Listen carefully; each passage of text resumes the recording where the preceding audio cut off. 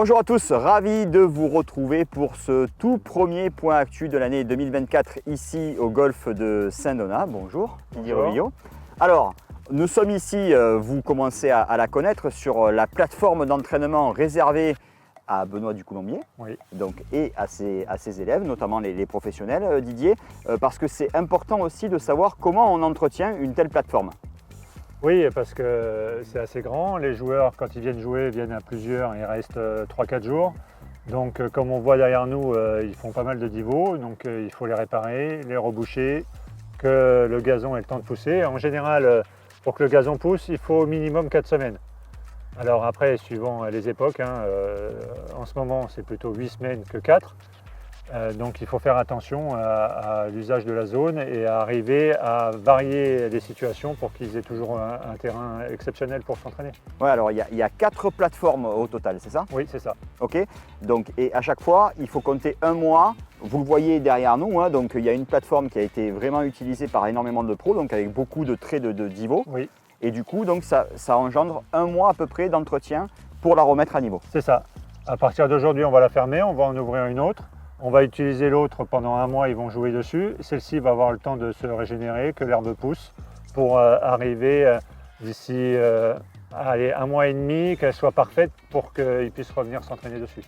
L'objectif aussi de ces plateformes, Didier, c'est de mettre les pros dans les meilleures dispositions pour qu'ils aient aussi une qualité d'entraînement qu'ils peuvent retrouver sur les tournois professionnels. Oui, comme disait Victor Dubuisson, dans l'année, il n'y a pas beaucoup d'endroits où la qualité du sol est aussi bonne qu'ici pour pouvoir s'entraîner, même sur les grands tournois. Tout simplement parce que c'est construit d'une telle manière, un peu à l'identique d'un green.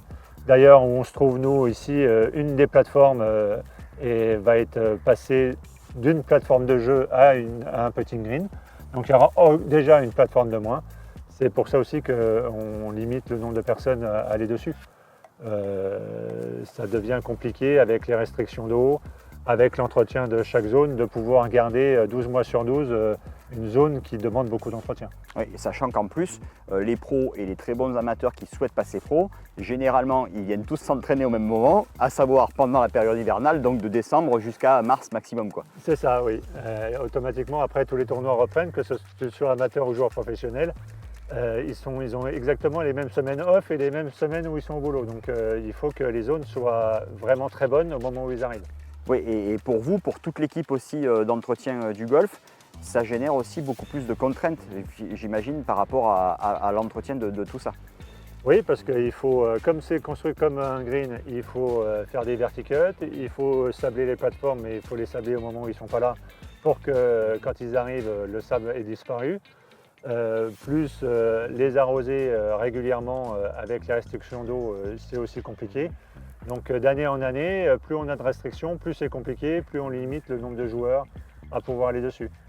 Donc aujourd'hui, les seuls joueurs qui ont le droit de venir taper sur cette zone-là, ce sont les joueurs professionnels de Benoît Ducoulombier et ces quelques joueurs amateurs qui vont passer professionnels, soit cette année, soit l'année prochaine. Ouais, voilà, donc c'était important pour nous aussi de faire un focus vraiment sur ces plateformes d'entraînement et notamment aussi par rapport à l'entretien que ça engendre. Oui. Après, il y a une journée par semaine, Benoît voit 3-4 jeunes de l'académie pour les faire progresser et eux aussi ont la chance pendant cette petite heure de pouvoir taper sur la zone. Voilà, alors c'est vrai qu'on en vient justement aussi à l'académie de Saint-Donat, vous le savez, avec tous les pros que l'on suit tout au long de l'année, qui est très vraiment performante et très investie dans justement ce développement et l'entraînement des jeunes. Il y a aussi une petite nouveauté en 2024, Didier. Oui, chaque année on essaie d'avancer et de faire quelque chose de nouveau. Cette année, pour l'académie et les enfants de l'école de golf, on a créé une petite compétition qui aura lieu une fois par mois, tous les mercredis et de temps en temps les dimanches, pour que tous les enfants de l'école de golf se rencontrent, se classent. Il y aura un classement général à la fin. Chaque journée, il y a une petite remise des prix.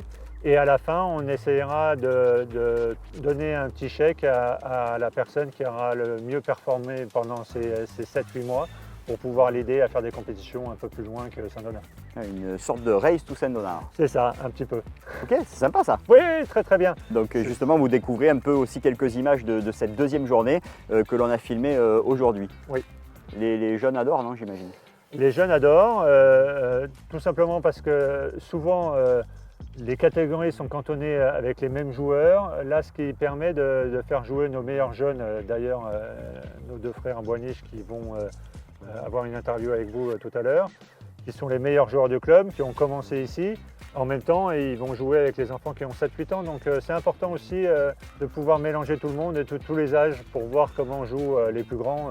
Aussi, c'est important pour progresser. Ouais, et l'occasion aussi pour les parents de les accompagner sur le parcours. C'est ça, parce que là, tout est ouvert, les parents ont le droit de suivre, regarder leurs enfants, c'est quand même sympa. Bon, merci pour toutes ces précisions, mon Merci, cher Jean-Louis. Didier. Ravi encore de vous accompagner donc, pour cette année 2024. Et puis on se retrouve très bientôt pour de nouvelles infos ici à Saint-Donat. Quand vous voulez. Merci beaucoup.